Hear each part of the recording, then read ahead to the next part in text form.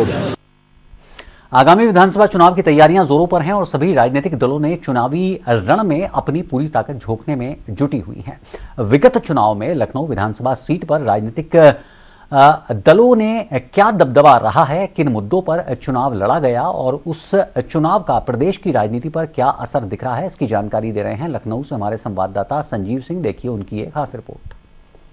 होने वाली 18वीं विधानसभा चुनाव की तैयारियां सभी राजनीतिक दलों ने शुरू कर दिया है।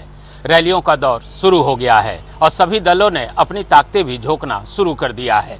माना यह जा रहा है कि इस बार का चुनाव पिछले विधानसभा चुनाव से कुछ अलग होगा। अगर उत्तर प्रदेश की 17वीं विधानसभा के आम चुनाव की बात की जाए तो ये चुनाव 11 फरवरी से 8 मार्च 2017 तक 7 चरणों में आयोजित हुआ। इन चुनाव में मतदान प्रतिशत लगभग 61% रहा।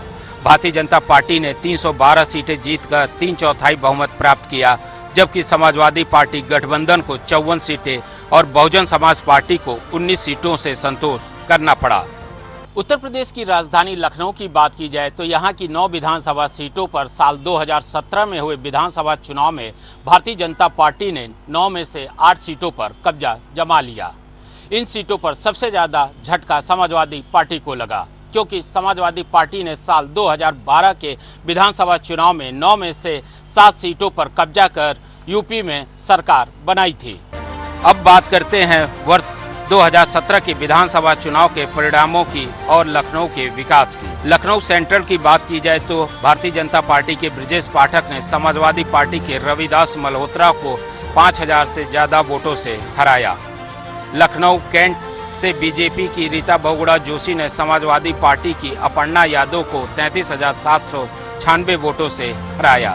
सरोजनी नगर विधानसभा सीट से भारतीय जनता पार्टी की स्वाति सिंह ने समाजवादी पार्टी के अनुराग यादव को 34,189 वोटों से हराया। लखनऊ उत्तर विधानसभा बीजेपी के डॉक्टर नीरज बोरा ने समाजवादी पार्टी के अभिषेक मिश्रा को 27,276 वोटों से पराजित किया।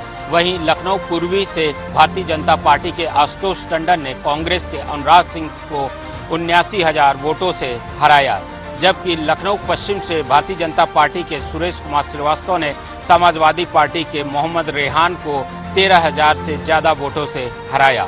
लखनऊ के मलिहाबाद से भाजपा की जय देवी तो बक्सी के तालाब विधानसभा क्षेत्र से भारतीय जनता पार्टी के अविनाश त्रिवेदी चुनाव जीतने में सफल रहे। वहीं लखनऊ के मोहनलालगंज सीट पर समाजवादी पार्टी के अविनाश पुष्कर विजयी रहे। लखनऊ से भाजपा की अप्रत्याशित जीत को देखते हुए सरकार ने भी लखनऊ वासियों को लखनऊ से विजयी आशुतोष टंडन और ब्रजेश पाठक को कैबिनेट मंत्री तो स्वाति सिंह को राज्य मंत्री का दर्जा दिया, जिससे लखनऊ का विकास हो सके।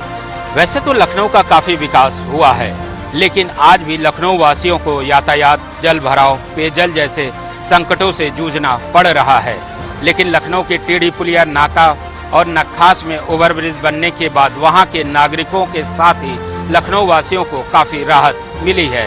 2017 में हुए विधानसभा चुनाव में भारतीय जनता पार्टी ने नए चेहरों को चुनावी मैदान में उतारा था, जो पार्टी के भरोसे पर खरे उतरे।